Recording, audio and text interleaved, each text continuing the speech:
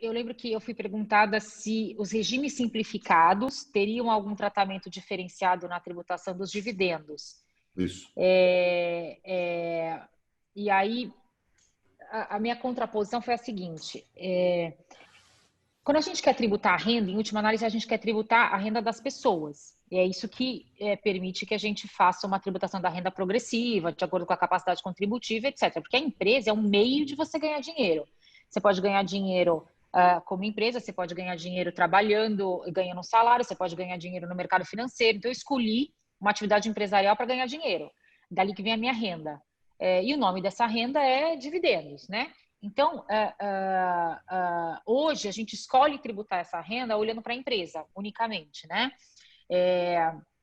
E nos demais países houve uma migração para um modelo genericamente chamado de dual, em que a pessoa jurídica paga uma espécie de primeira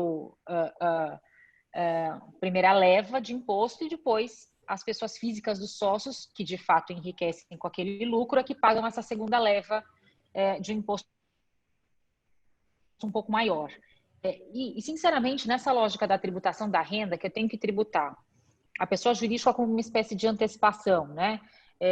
E depois a pessoa física, conforme a sua capacidade contributiva, conforme ela resgata a sua renda para eventualmente consumir, eu não consigo entender a razão pela qual os regimes simplificados teriam que ter um tratamento diferente. Além do mais, os regimes simplificados têm uma diferença relevante para o lucro real, que é um efeito desse sistema brasileiro de concentração da tributação na pessoa jurídica. Então, quando eu olho para a pessoa jurídica, eu não sei se essa pessoa jurídica tem 2 sócios, 10 sócios, 20 sócios, 500 sócios.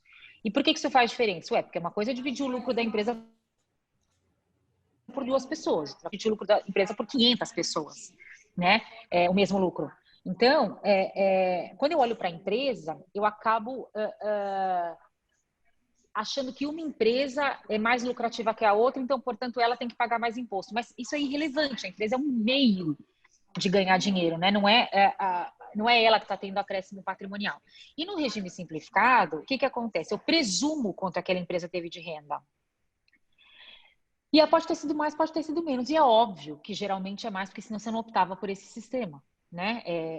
Sua margem de lucro tende a ser superior à presunção. Então, você tem um dividendo distribuído com base no lucro efetivo da empresa que não necessariamente foi tributado.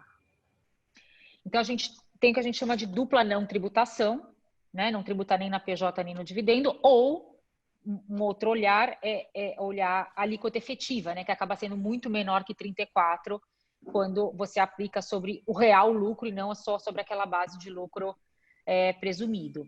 Então, o que acontece hoje no regime simplificado é que a mecânica dele faz com que você tenha uma tributação muito menor do que as empresas, por exemplo, que estão no lucro real, e aí muito também distorcido em relação aos trabalhadores, que têm a sua renda, na verdade, tributada como renda do trabalho na tabela progressiva e não como renda do capital, que seria uma IRPJ sem a tributação dos dividendos, né?